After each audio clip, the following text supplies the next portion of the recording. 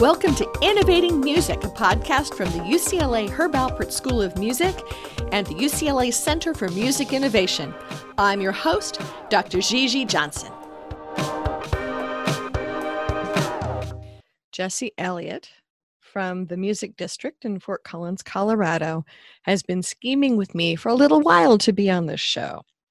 And so with the help of the Bohemian Foundation, the Music District was born to be, as he tends to put it, kind of a switchboard in a public library for music and music convening, that they look at the art of music, the business of music, and the community of music to support and create environments for creators in their community.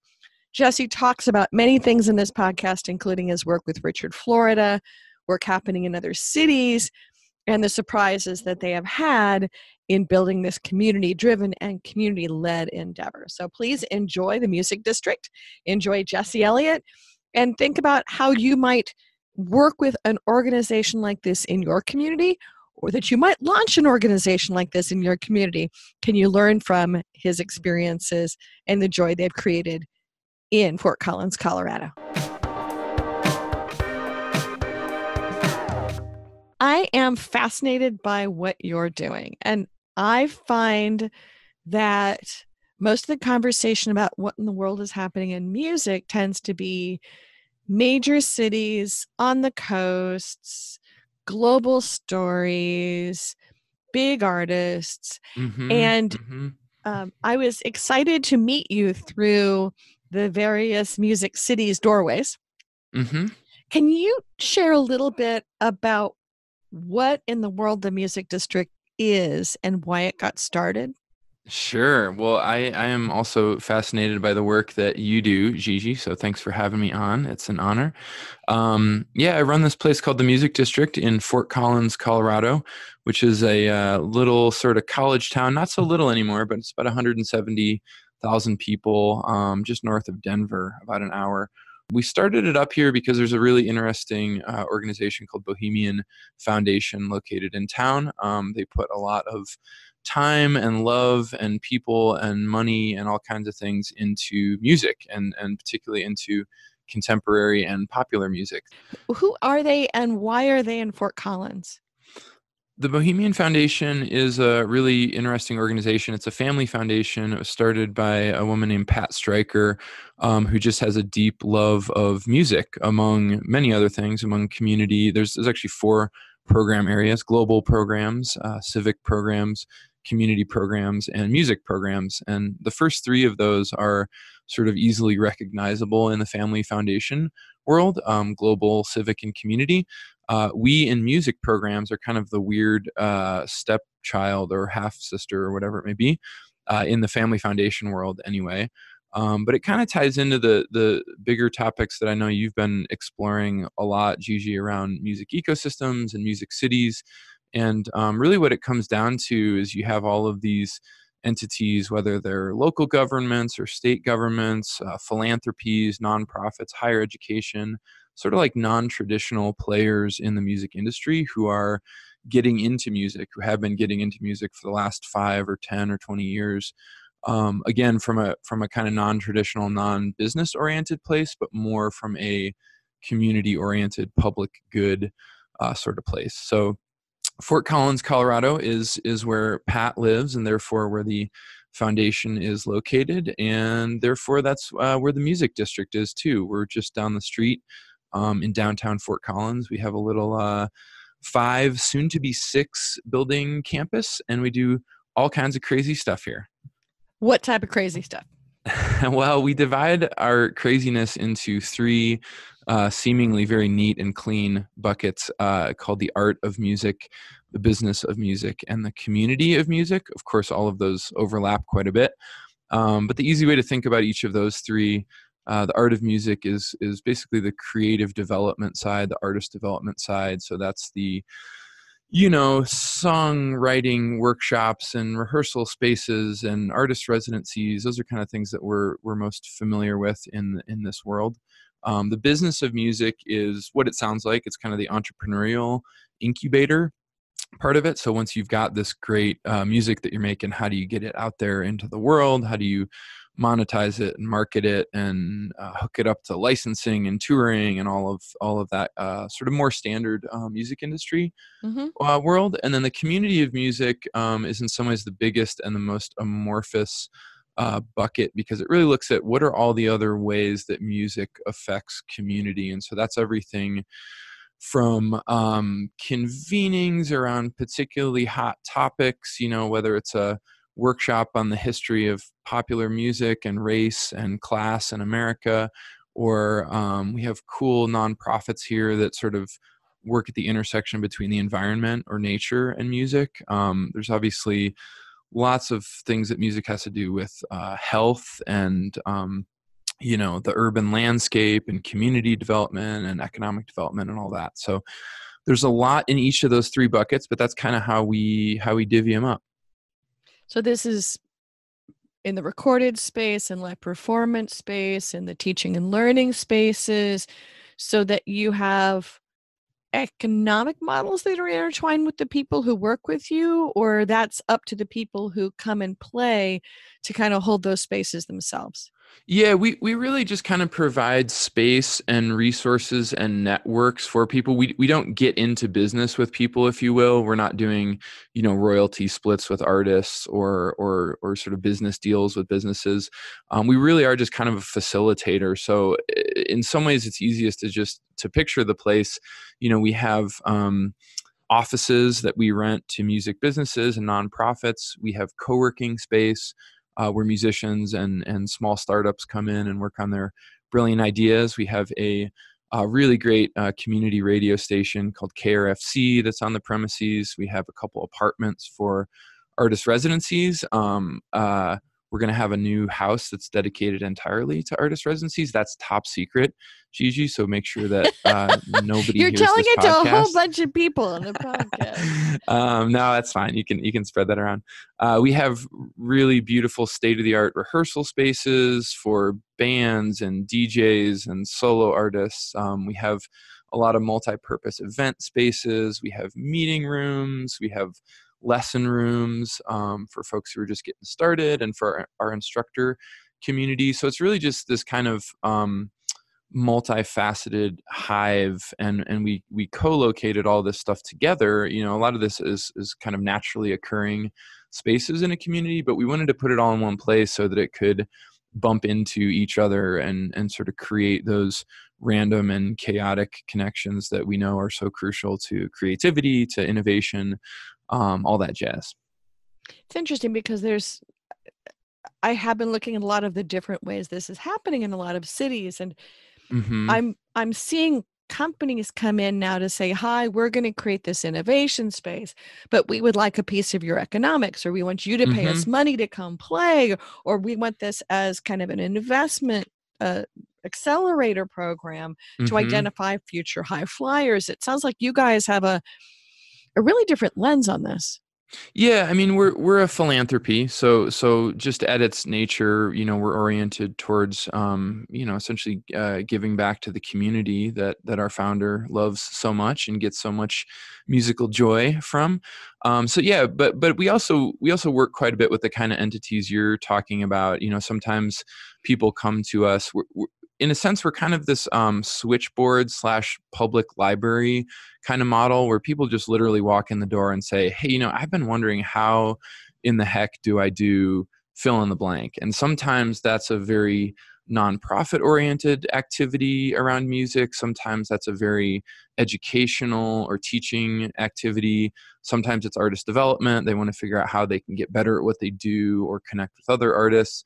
And then sometimes that's, they really are a great small business or a new artist who we say like, hey, you should really be connected with, Techstars Music, or have you checked out the Backline program in Milwaukee, or have you thought about Zoo Labs in Oakland or whatever? So we really do connect with a lot of other entities that are set up a little bit differently. And I think it's why I love the concept of music ecosystems, in some ways even more than music cities, although I like that concept too. But music ecosystems, I feel like there's space for everyone. It is kind of the the jungle analogy, in the sense of you have the tall trees and the little ground cover and all kinds of different plants and animals and weather patterns. And I think part of the fun for us is figuring out where we fit in best to all that. And sometimes we're not the place that someone needs to end up. We're just a sort of, they come through us to, our motto is find your place in music. And we really try to help people do that, whether it's with us or with other entities. So how many people are in your ecosystems? And I'll say plural, because you probably have the performer side of life. You have people who come to events. You have people who probably are even on the edges with things like food or wellness or other things that are music embedded. That's exactly right. Yeah, that's exactly right. And like a true ecosystem, I mean, that stuff is very hard to count, right? We know we keep pretty good stats on how many people kind of come in the doors and how many people come to our website and all the sort of basic analytics. But I think when you start talking about the more complex, more interesting ecosystem that you're referring to, it in some ways becomes uncountable, right? We certainly interact with half the community here in Fort Collins in one way or another, but then also we interact with these larger ecosystems in Denver and Boulder and smaller places across the state of Colorado, because we do a lot of statewide work as well, in tiny rural communities and touring patterns between the coasts. And we kind of, it's these sort of nested Russian doll thing, right? Where we keep fitting into a larger piece of the world. And we certainly connect folks with, here with people in Australia and China and Europe. And so I think it's a tough one to get your head around. Is that a good answer? Probably not. Oh, it's a great answer. And it leads me to the question of how in the world you ended up here. Well, I was born in I won't go that far back. Okay. I think there's maybe three pieces of my story that are relevant for the purposes of the music district. Of course, it always seems cleaner and easier to describe in retrospect than it actually is at the time. I've had life. I've had a pretty wandering backwards. We narrate backwards. Life always makes sense. That's backwards. Exactly right. That's exactly right. Herminia Ibarra's work actually looks at that really well, about how our working identity comes from kind of our linear storytelling backwards, because it never makes sense going forward. Now, you're a musician, though, correct? Yeah. So one of these previous lives I had was a sort of a grassroots community organizer, I guess what you would call a creative placemaker these days, although we certainly didn't have that term 20 years ago. When I was in Iowa City, building this group with a bunch of friends that was called the James Gang, and we started a place called Public Space One, and really kind of at the intersection of the local artistic community, the university community, the business community, all these different folks. Through that, I met this crazy Richard Florida character, and I kind of a fluke. You've met Richard Florida? Well, I worked with him for a few years. I did not know that. Yeah. So through a fluke and a very late night bar conversation till about 4 a.m., Richard and I were on a panel together and ended up hanging out and just kind of hit it off. He's a very incredibly smart guy. People have all kinds of reactions, pro and con, to his many theories and the many branches of his Can you theories. pause here and explain, first of all, when this was? Because he's gone through, at least from the outside, because I don't know him, a shift in viewpoint and impact of his work. When was this? And can you explain a bit about Richard's work? Yeah, absolutely. I mean, he's most well known for sort of coining or popularizing the idea of the creative class, the creative economy. Of course, that wasn't entirely his idea, and he would never claim that. I think he knows that he popularized it and kind of spread it around the world a bit. But we met right after Rise of the Creative Class, which I think is still one of his best-known books. Right after that had become kind of a national and international bestseller. And I had a writing background. That's why I was at the University of Iowa, and he needed someone basically to help on a bunch of writing projects. So everything from books to articles for, the Atlantic and the Times and all those, and a lot of speech writing, actually, which was really fun. We did a lot of events, and I was just kind of his right hand creative guy. He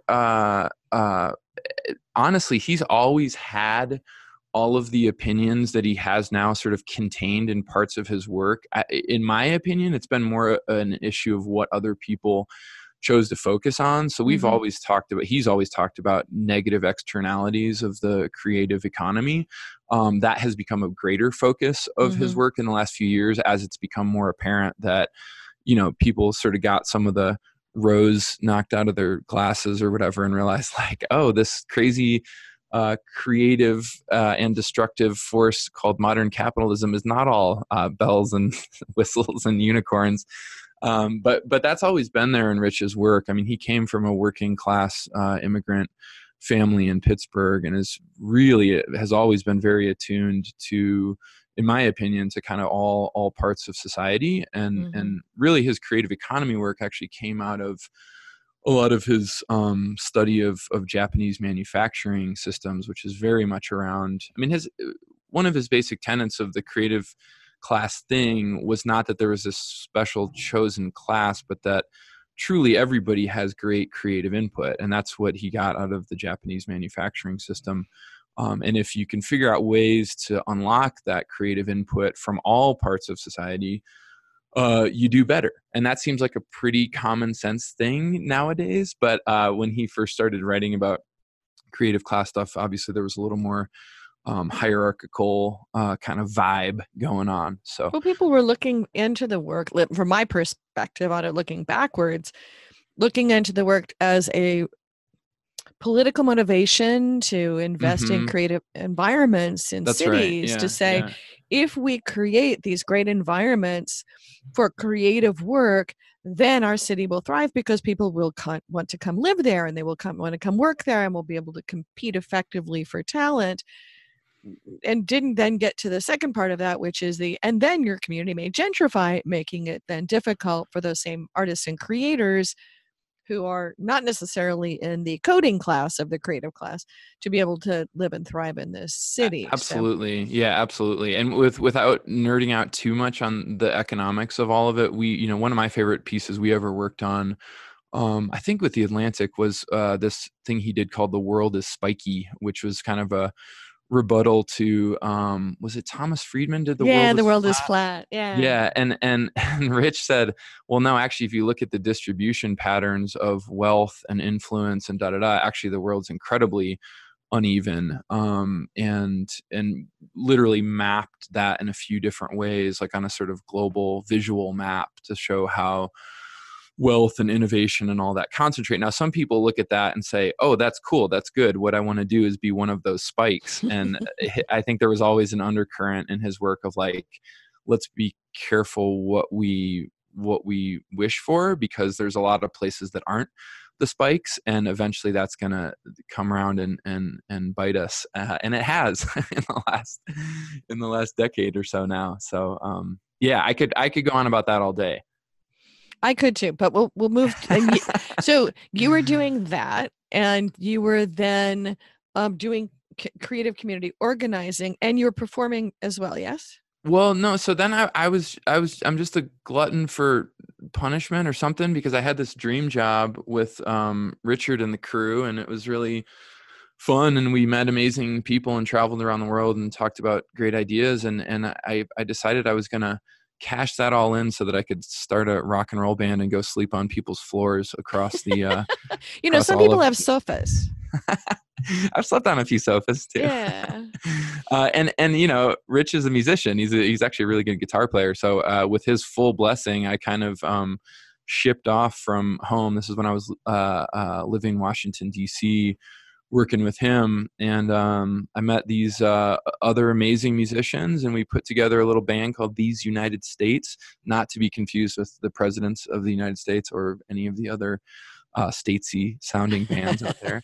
But These United States went and played a bunch of shows all over and did a bunch of albums, and we did that for almost a decade. And then I ended up in Colorado and really getting into the work.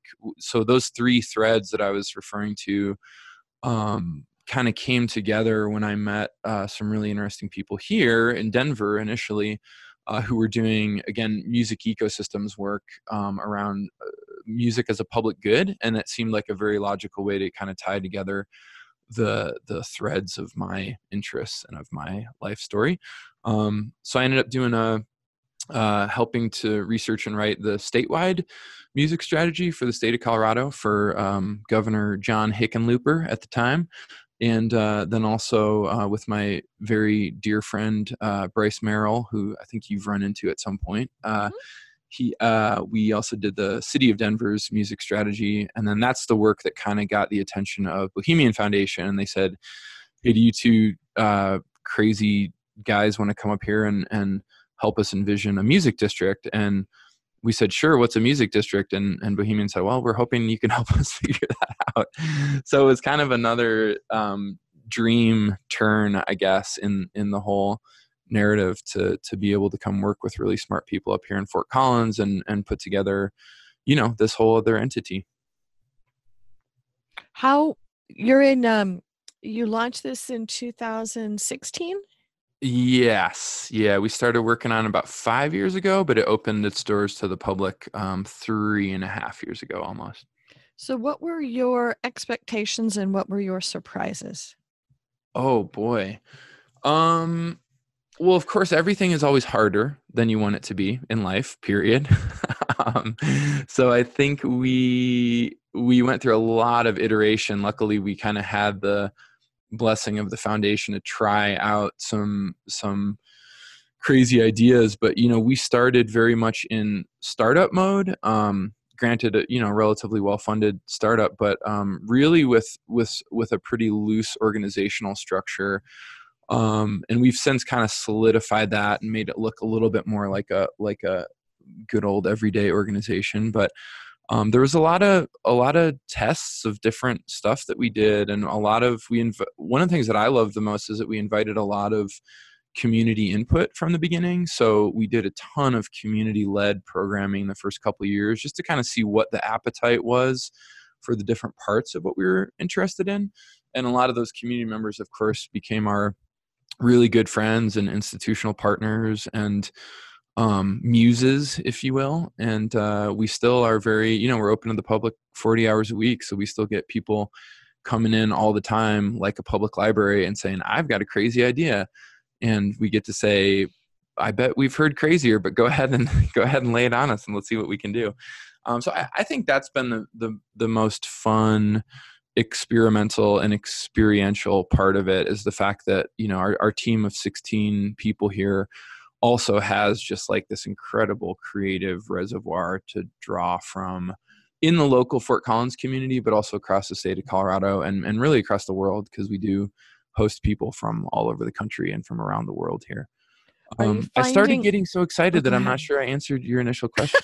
Well, I asked if there were what the, kind of the journey was, but have there been any surprises? Anything that worked really well you had no idea was going to, or something that you thought would be a slam dunk that wasn't?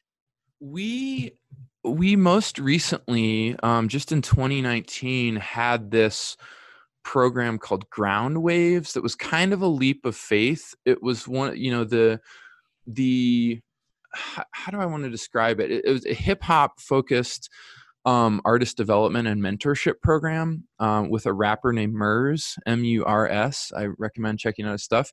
He's kind of a living legend, literally. And he had been around in LA during sort of the era of the Good Life Cafe, which was this legendary grassroots scene that birthed a lot of that entire West Coast hip hop scene. Murs wanted to recreate something like that in little old Fort Collins, Colorado. And we kind of thought, boy, let's see what happens. And what happened was people just came out of the woodwork to participate in this. He would come a few days a month. We're going to do it again this year, actually, in 2020.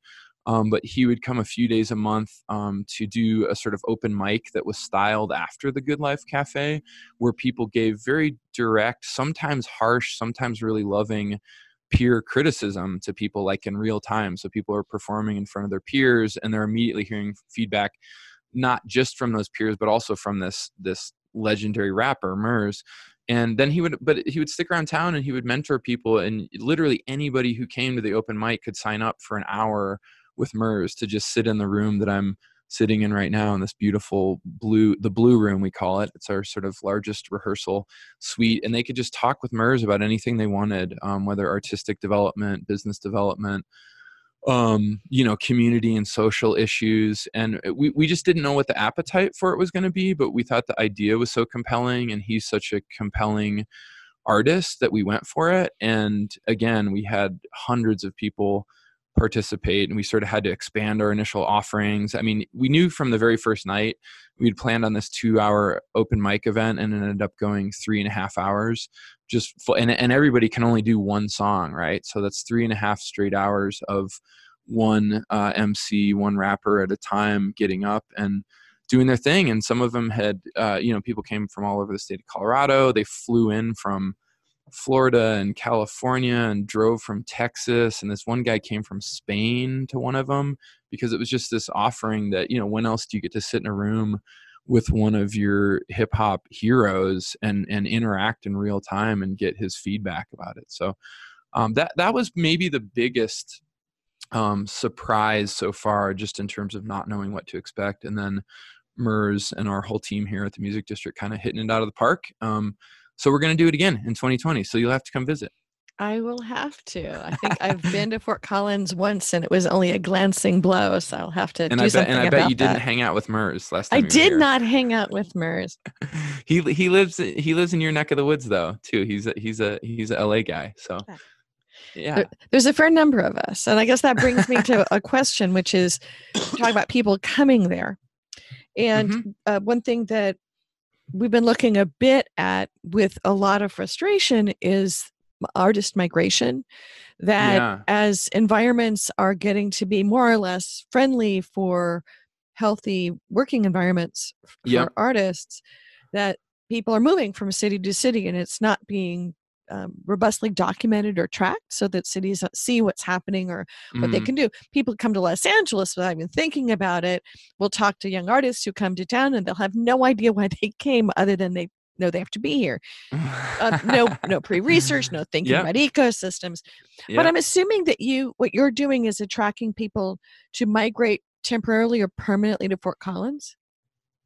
Yeah, I wouldn't say that's a primary purpose of what we do, but it certainly is one of the nice sort of side effects. Because the Music District is just one part of a larger, really cool music and creative ecosystem that exists here. So people are really moving from all over the country, and in some cases around the world, to Colorado in general. Colorado just seems to be, I don't know, a hot button kind of spot at the moment. And we've seen a lot of folks from Nashville, New York, LA, Seattle, Austin, all the sort of traditional music cities have come here, in part because they can now, work their craft or do their business wherever, and they want to be near some mountains and some beautiful sunshine and some friendly, laid back folks. And in part because it is a hair more affordable, although really the entire Front Range of Colorado, from Pueblo and Colorado Springs and Denver up to Boulder and Fort Collins and even up to Laramie in Wyoming, it's really all gentrifying like any other sort of hotspot.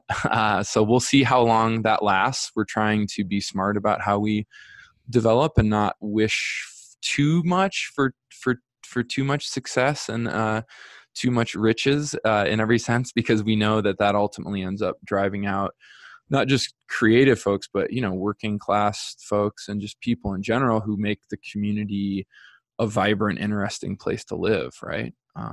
But I can go on about that all day too. Well, let me ask a bit of a bridge to a bigger set of issues a lot of artists are finding in a lot of these gentrifying communities, challenges with the twin problems of healthcare and housing. Yeah. Is part of your work also to help with those areas for creators? Yes, although we don't do that super directly at the Music District, but like I said, we're part of a larger, Bohemian Foundation, and then also just the larger community is really concerned, especially with affordability right now. So we have been working a bit behind the scenes on how to figure out that conundrum. That's kind of all I can say for now. But I would say, like, there's not a single, as you know, Gigi, there's not a single creative hotspot in the country right now that's not worried about affordability, because it's Mhm. such a massive problem.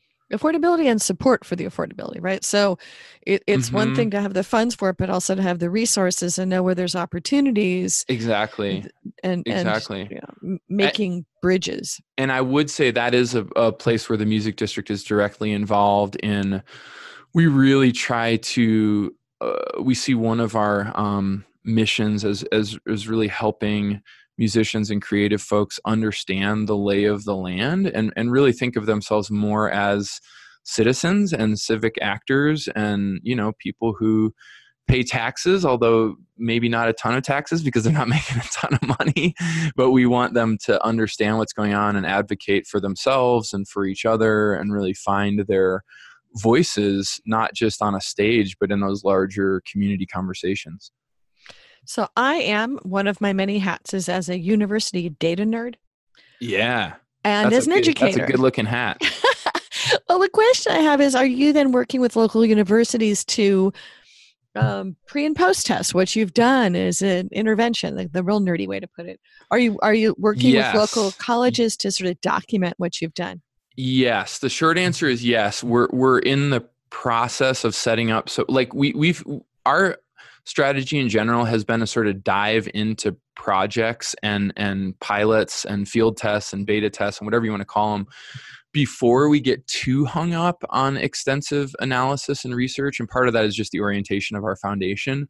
But myself and Bryce Merrill, who I mentioned earlier, and really a lot of us on the team here, we actually all come from pretty heavy academic and, let's say, just uber nerdy backgrounds. So of course we're just really interested in that on personal and professional levels. But right now the work that we do with the universities, and including like the local community college and universities in Greeley, which has a world famous music school, and Denver, which has an amazing Music Cities program. Storm, he's a Hmm. good mutual buddy of ours. Stormglower, absolutely. Stormglower, most interestingly named man in the Hmm. universe.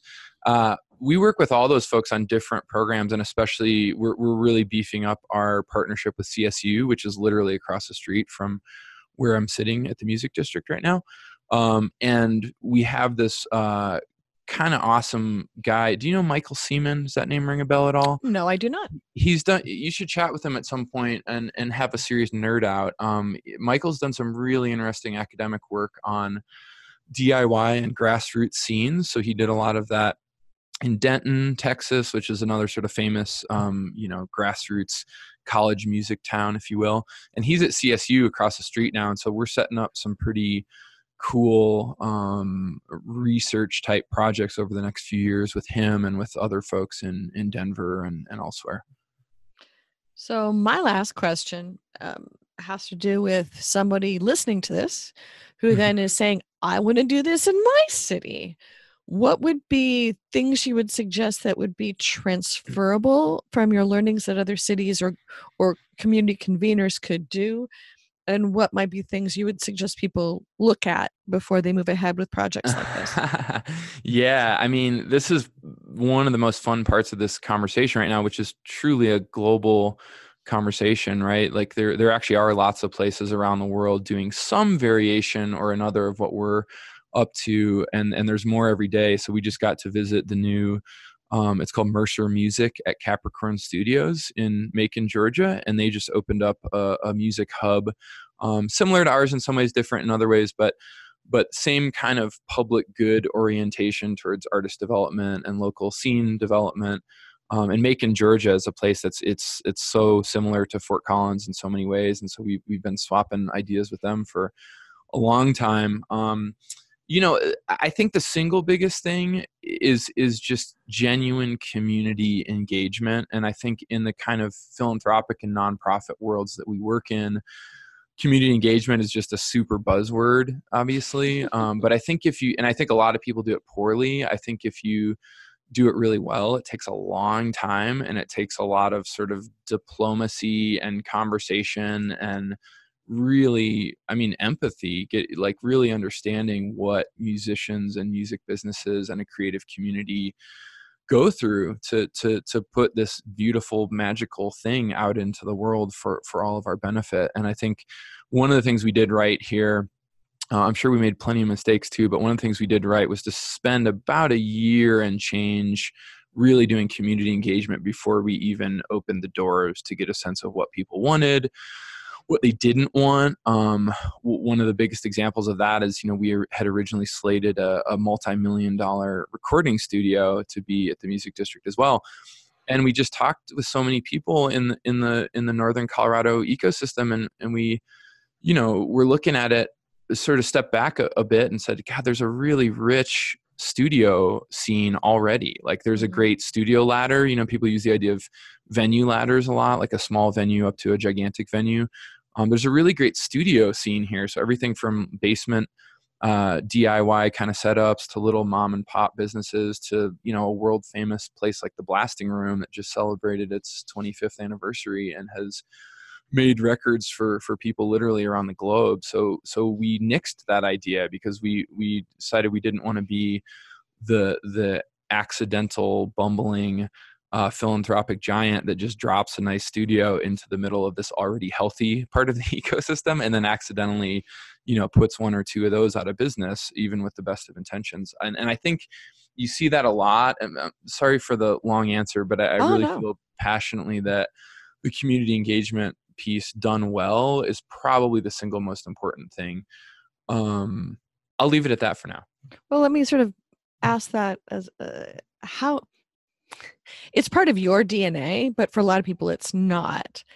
What are the components of doing that well, other than being an active listener and not telling everybody what they should be doing with whatever their problems are?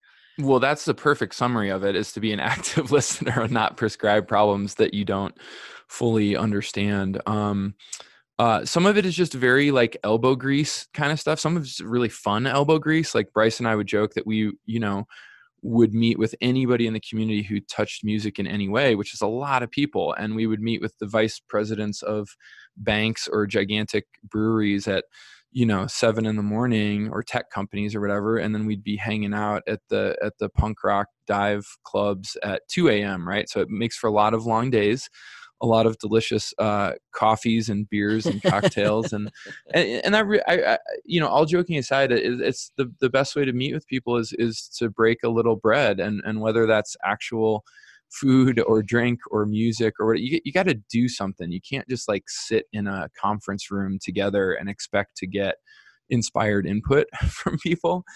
So we did a lot of that. I think one thing that we both and our entire foundation, including right up to Tom Scharf, who's our chief music officer. What a cool title.